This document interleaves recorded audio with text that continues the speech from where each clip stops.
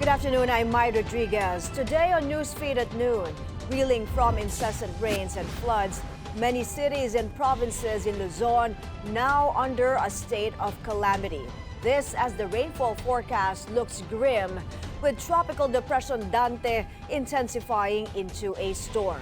Meanwhile, a low-pressure area west of Babuyan Island has also been upgraded to a tropical depression and named Emong. Our reporters are on the ground live for an update on affected areas. All eyes still on Senate President Chiz Escudero over questionable budget insertions in the 2025 national budget. A joke gone wrong. Interior Secretary Jonvic Remulla trends online over his attempt at humor regarding work and class suspensions due to the inclement weather. And we say goodbye to a music legend. Heavy metal icon Ozzy Osbourne dies just weeks after staging his final performance. It's been raining 6 days straight for most parts of the country, and I'm afraid the weather forecast isn't looking good. Tropical Depression Dante is now a storm, and it's seen to enhance the southwest monsoon and dump a significant amount of rainfall in Luzon and western Visayas. Meanwhile, the death toll from a previous storm, Krising, and the monsoon rains rises to 7. According to the NDRRMC's latest report, 8 people are still missing. It says, though, only 2 of the fatalities have been confirmed, while 5 others remain unverified. There were 7 reported injuries. More than 1.4 million Filipinos, or over 400,000 families, have been affected by the relentless rains across all 17 regions nationwide. Damage to agriculture has already topped 460 million pesos, while infrastructure losses have surged to over 560 million pesos. As of this time, 29 cities and municipalities are under a state of calamity. The public is advised to monitor weather advisories as Tropical Storm Dante and Tropical Depression Emong plus the enhanced Habagat are seen to bring significant amount of rains over Luzon and western Visayas through Friday. Signal number 1 is raised over Ilocos Norte, parts of Ilocos Sur, La Union, and Pangasinan. Pag-asa says torrential rains are likely in Pangasinan, Zambales, Bataan, and Occidental Mindoro today and tomorrow.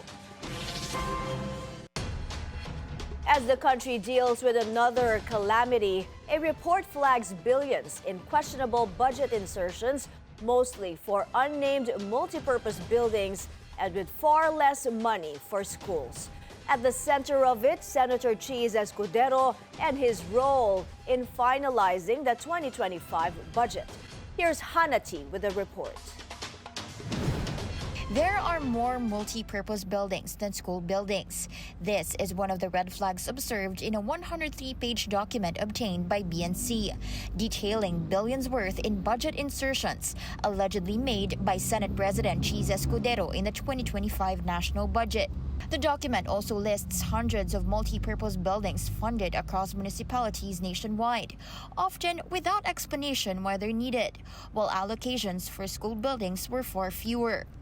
Escudero, who is eyeing the Senate presidency in the 20th Congress, reportedly exercised control over the bicameral conference committee and acted as finance chair to insert projects in the final version of the 2025 General Appropriations Act.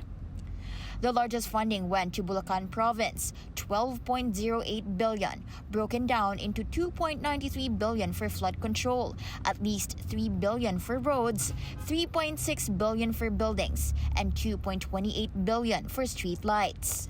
Escudero's home province of Sorsogon received 9.13 billion, while another 7.21 billion was allocated to an unspecified Davao, which could either refer to the city or the whole region.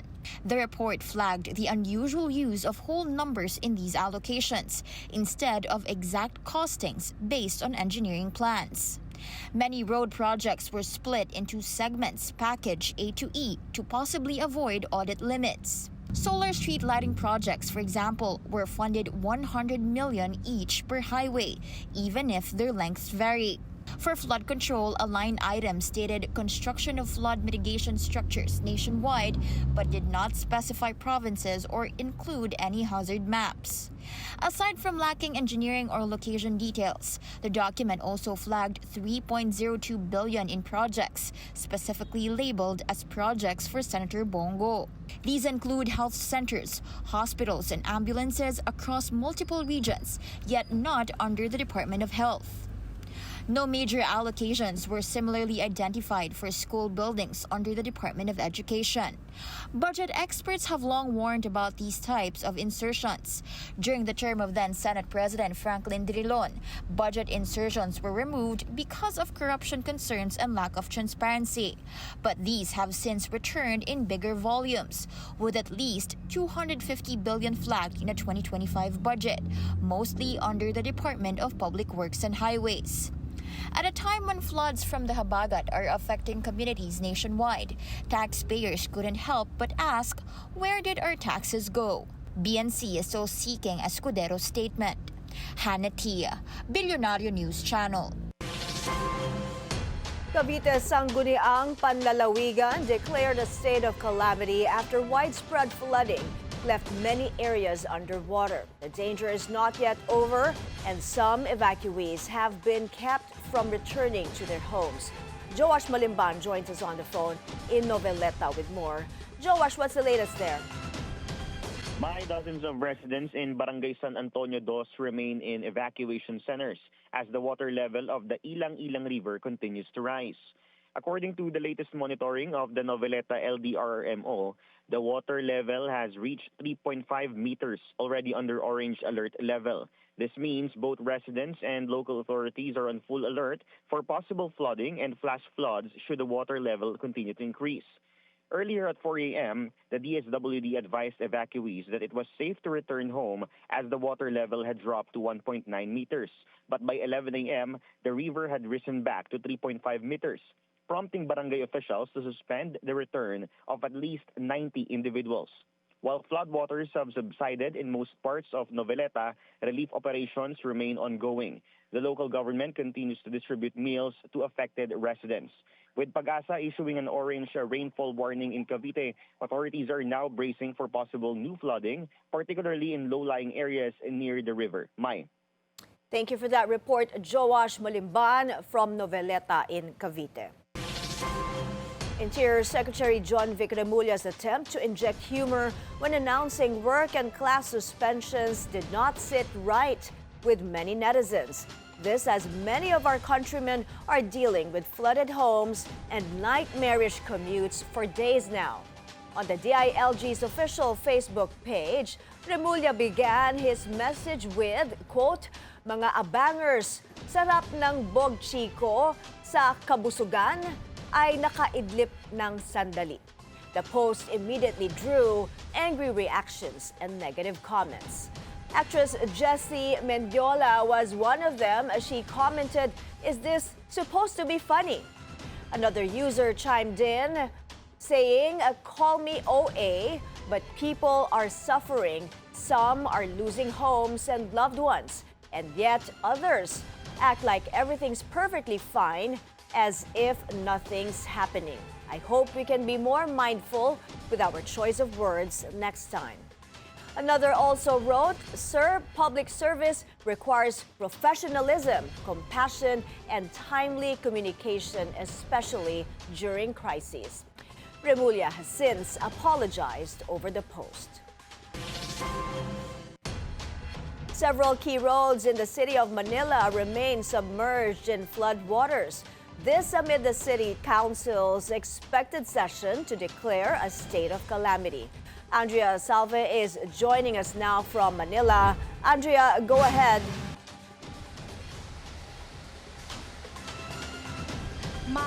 While floodwater in some major thoroughfares have completely subsided, several other roads in the city of Manila extend another challenging day for traversing motorists. Among the flooded areas we've observed during our rotation are Taft Avenue from United Nations Avenue to G. Apacible Street, Calao Avenue corner Taft Avenue, and several areas in Rojas Avenue. These roads are submerged in gutter-deep floodwater, but according to the Manila City government, they remain passable for all types of vehicles. Assets and personnel are currently deployed to conduct declogging activities to somehow mitigate the problem. Manila Mayor Isko Moreno earlier attributed the flooding problem in Taft to clogging drainages. To support the continuous operations, Mayor Moreno, together with other city personnel, inspected the area. Meanwhile, other areas such as España Boulevard and Recto Avenue are now clear from flood water. According to the city government's last update, the city council is expected to convene this afternoon to officially place the city under a state of calamity. Andrea Salvador, thank you for that report live from Manila.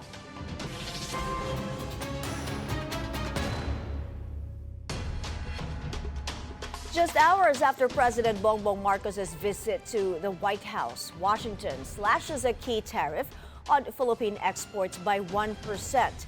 But while trade talks saw some movement, a full free trade agreement still appears far off. Joining us for more updates is Ivy Reyes, live from Washington, D.C. Ivy, happy birthday. Go ahead. Thank you, Maya. And Maya, just an hour after the first bilateral meeting between Manila and Washington, the reciprocal tariff for Philippines is now down by 1%. U.S. President Donald Trump posted on his Truth Social platform saying President Bongbong Marcos's visit to Washington has been a beautiful one. And according to the president, he was asked this morning at the Oval Office if an FTA or a free trade agreement is underway, but he responded in the negative. According to the president, the U.S. and the Philippines are still far from reaching an FTA.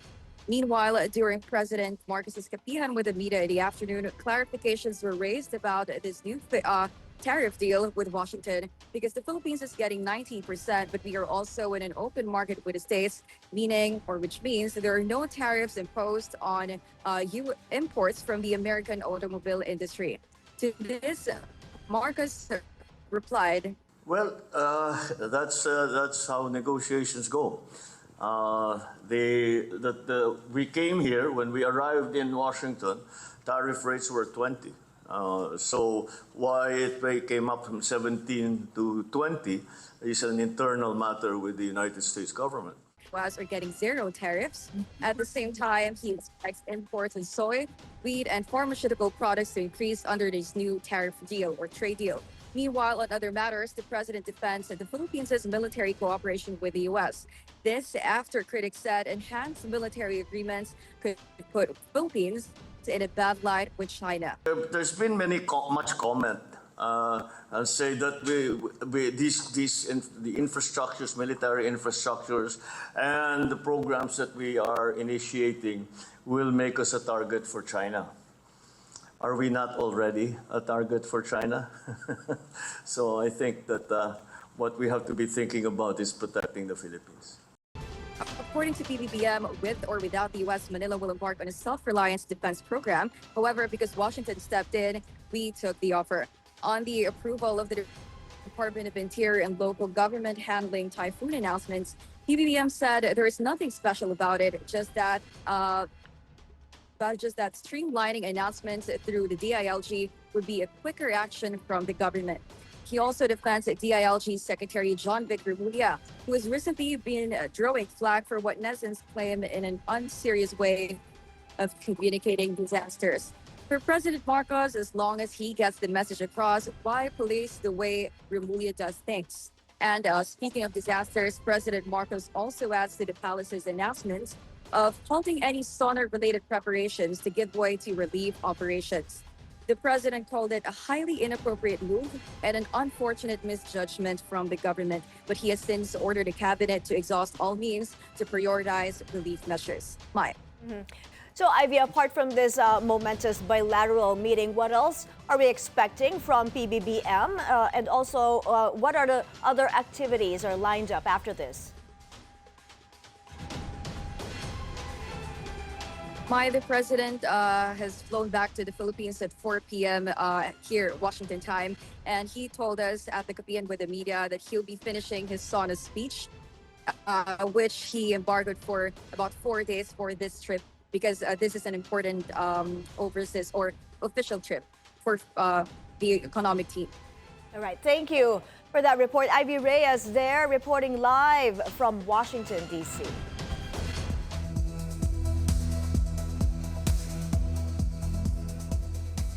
No more U.S. in UNESCO again. President Donald Trump has pulled out of the UN Culture and Education Agency, a move he also took out in his first term, but was reversed by the Biden administration. The White House says the withdrawal is in line with Trump's America First policy. It takes effect at the end of next year. Continued involvement in UNESCO is not in the national interest of the United States. UNESCO works to advance divisive social and cultural causes and maintains an outsized focus on the UN's Sustainable Development Goals, a globalist ideological agenda for international development at odds with our America First foreign policy. UNESCO was founded after World War II to promote peace through international cooperation in education, science, and culture. But Trump has called the agency woke. The White House also describes as highly problematic UNESCO's decision to accept Palestine as a member state. The UN says it regrets Trump's decision.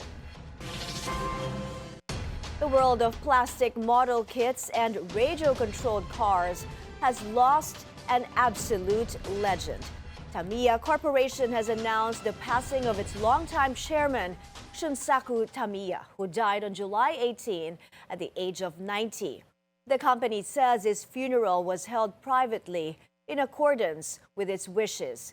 Tributes have poured online for the Tamiya boss, saying his leadership and dedication have left an indelible mark on generations of hobbyists around the globe.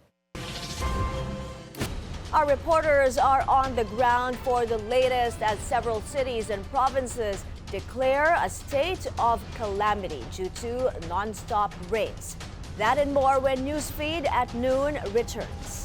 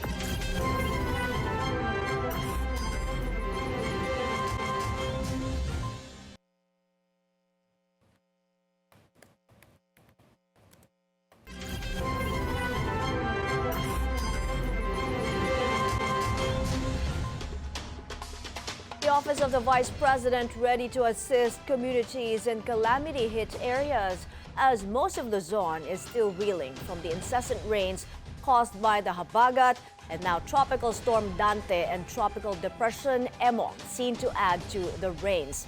Joan Manalo now joins us live from Quezon City. Go ahead, Joan. Mai, the Office of the Vice President has begun its relief operations in response to the effects of the Habagat or the Southwest Monsoon and Typhoon Krising.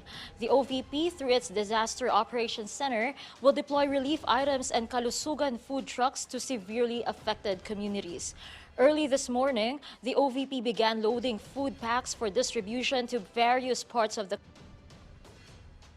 will be sent to Pangasinan on Thursday, as announced by OVP spokesperson Ruth Castello in an ambush interview earlier.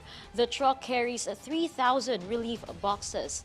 Castello adds that so far, the Disaster Operations Center has distributed around 2,900 relief boxes to residents in Western Visayas and Northern Luzon. They have also allocated assistance for around 5,900 families in various affected areas nationwide. Each relief box contains food packs, hygiene kits, blankets, mosquito nets, slippers, expandable water jugs, and other essential supplies. Castello says the OVP program augments ongoing relief operations, especially as habagat conditions continue. Police remain affected. Dahil hindi naman po natin masabi na lahat ng kanilang tulong ay nakakapagbigay sa lahat. So dito lang po tayo, dun sa mga hindi na nila nasisilbihan or hindi na nila natutulungan, at mahalaga din po sa atin na maka-address ng pangangailangan ng mga first responders. Castello also announced that the OVP's libreng sakay operations until 12 a.m. today. This is to help commuters and the heavy rains. Still, of course, in light with the ongoing effects of Mai. Thank you, John Manalo there reporting to us live from Quezon City. We now go to Rizal. In the flood-stricken municipality of San Mateo, a barangay official points to public works projects as possible culprits. As residents wade through waist-deep waters, questions are now being raised over how flood control and roadworks may be making things worse. Joining us on the line is Hannah T. From San Mateo, Rizal. Hannah, go ahead. Mai, we've just received an official report from the San Mateo Rizal's Public Information Office that the municipality has been placed under a state of calamity. That's after 12 of its 15 barangays were hit by widespread flooding this week. Some DPWH projects may just be reasons of flooding here in San Mateo, a concern raised by a barangay official. The flood control structures, which form part of Upper Marikina River Basin program of the DPWH, involve concrete revetments and riverbank works in several barangays. This may have affected the natural flow of flood waters, which result in pooling in flatlands. The DPWH has also been conducting road widening projects here in San Mateo, but local officials ask why these widenings were done without first fixing or expanding the drainage systems.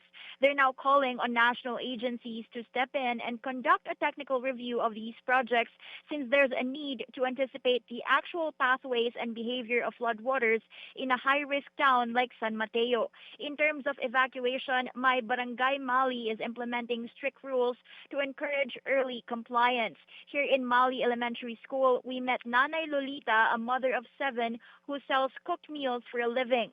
The floodwaters reached the rooftop, forcing her to stop work. Talaga hong grabe ho ang baha sa amin. Umabot ho hanggang bubong yung bahay namin. Kasi mababa lang ho ang bahay namin. Okay naman po, wala namang problema dito. Pag dito ho kami, safe ho kami lahat. So far, only minor casualties have been reported, including cases of leptospirosis and minor injuries from flood debris, thanks to early evacuation by residents. Mai? Thank you for that report, Hannah T. from San Mateo, Rizal. Quezon City declared a state of calamity after losses has cost the city more than 1 billion pesos to date, but the expenses are still piling up. More on this from Pierre Pastor reporting from Quezon City. Pierre, what's the latest? Yes, Mai. Quezon City is still under state of calamity up to this moment, since it was declared yesterday afternoon. The reason for this is because their evacuation centers in the city still filled up with evacuees, and more people are coming. As of 9 a.m., 9,393 families, or 33,304 individuals, are in the evacuation centers. But Quezon City government denies that funds for the relief operations is depleting. and no definite day or time yet as to when the state of calamity will be lifted, since we are still expecting heavy rains in the next hours and flooding is still imminent, especially in the flood-prone areas. According to QCRRMO, there are 212 incidents recorded in Quezon City, 158 rescue operations, 31 forced evacuation, 2 drowning incidents, 6 fallen trees, 5 damaged structures, and 2 landslides, among others. The landslides reported are both in Bagong Silangan area, and the latest one was in Don Vicente Street, which happened earlier this morning. The City Engineering Department is already in the vicinity conducting inspection. There are no fatalities or reported injuries in relation to the said landslide incident. Mai? Piero, thanks for that update. Pierre Pastor there reporting. And before we go, Ozzy Osbourne, the bat-biting godfather of heavy metal and iconic frontman of Black Sabbath, has died. He was 76. The announcement came from Osbourne's official social media pages on Tuesday, though no cause was disclosed. Known as the Prince of Darkness, Osbourne helped define the sound of heavy metal, first with Black Sabbath, then through his equally prolific solo career. He later reinvented himself in the 2000s as a reality TV star alongside his family in The Osbournes. His death comes just weeks after his all-star final concert in Birmingham, England. The one-off gig also marked the reunion of the original Black Sabbath lineup for the first time in 2 decades. Stay tuned to the Billionaire News channel and follow our social media platforms for updates on the weather and flood advisories throughout the day. I'm Mai Rodriguez. Stay safe, everyone.